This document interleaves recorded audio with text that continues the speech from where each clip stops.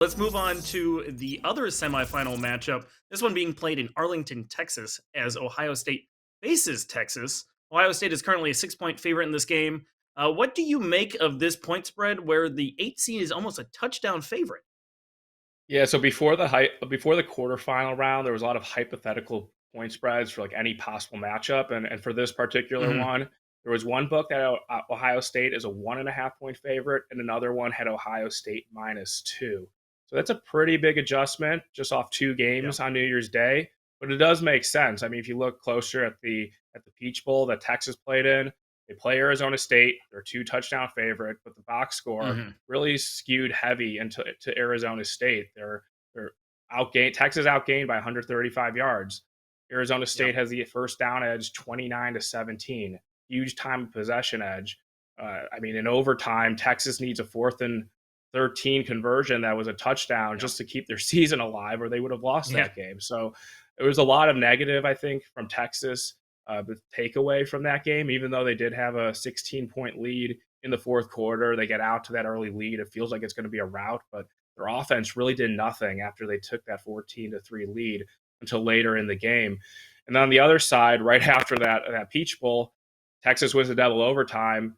They turn the feed to the Rose Bowl, and Ohio State's already up 7-0, and they get the ball again. They score another explosive touchdown, and the game feels over. So Ohio Hmm. State, they go out, they dominate Oregon, the only undefeated team that was in the regular season and FBS, and they scored 4 touchdowns in the first half that all were explosive plays, 40 yards or more. So Ohio State looks Hmm. incredibly good. Texas barely squeaks by in double overtime against Arizona State, and that kind of Yeah. creates this huge line adjustment through the keyest number of 3 and out to 6. All that being said, Nate, what is your approach to betting either side or the total in this game? Yeah, so the old school betting approach is never overreact to a small sample size, and no team Yeah. is as good as they look, and no team is as bad as they look, and at that with that logic, you'd be on Texas plus the 6, or maybe it gets a little bit higher, but I don't think I could Hmm. even do that. I think Ohio State has finally figured out their potential in this playoff. Will Howard, the Yeah. transfer quarterback, has been excellent, and I think we can give like maybe a pass for Howard, maybe not being amazing early in the season. He's learning a new scheme, new weapons. I know they're Hmm. great weapons, but it's going to take a quarterback some time. We've seen that with a lot of transfer quarterbacks. And I feel like now he's comfortable in the Chip Kelly and Ryan Day scheme. And I mentioned the weapons. Jeremiah Smith looks like one of the best freshmen wide receivers in college football history. We saw him excel in the Tennessee game. He was even better against Oregon, and he has a good running mate opposite side of him in Abuka, who also had a extraordinary catch on a Will Howard touchdown throw early in that game against Oregon. So you have Howard, you have two great receivers, you have a 1-2 running back punch and Henderson and Judkins. So it's a complete all around offense. I know going into the playoff, we were worried about their offensive line, but they've held up pretty nicely and haven't been really attacked, I guess, or they haven't been tested that much. So I mean, the offensive line's holding up, and I think the offensive play calling has just been so much better than what we saw at the end of the season against Michigan. So Ohio State might be a team that like we haven't properly rated throughout the season because it was maybe a little bit underwhelming, but now they're kind of Hmm. peaking. And on the other, I mean, the other side of the ball for Ohio State, their defense also really good. Defensive line, great. They sack Oregon 8 times. Yeah. They have Yeah. a lot of other tackles for loss in terms of like the Oregon running game not being able to go.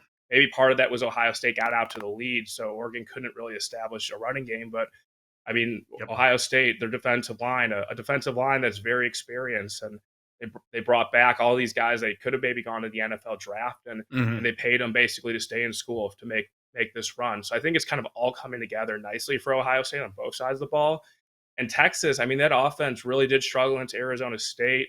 They haven't been able to Yeah. run the ball much this year, other than that Clemson game in the playoff.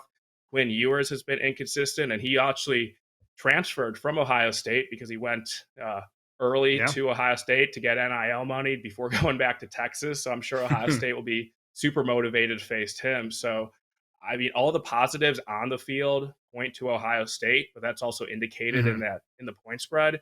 If you do want to look at a positive for Texas, this game is only being played 3 hours away from their campus. There's probably a Yeah. lot of Texas fans in the Yep. Dallas Fort Worth area that will be at this game, so they might have the crowd advantage, especially since if you're an Ohio State fan, are you going to the semifinal, or are you expecting to win this game and want to save the money and the travel time to go to Atlanta for the national title and book that trip a little Yeah. bit early? So Texas could have a big advantage in this game in terms of the crowd. Hmm. I think that kind of makes it interesting and neutralizes the advantage that Ohio State has going into this game. So I think at this point, I have nothing on the total at 53 and a half. I feel like that's pretty fair.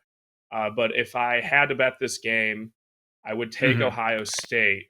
I don't love the idea of laying 6 right now. So I'm hoping there's some money from Texas on from the old school handicappers who are just going to Yeah.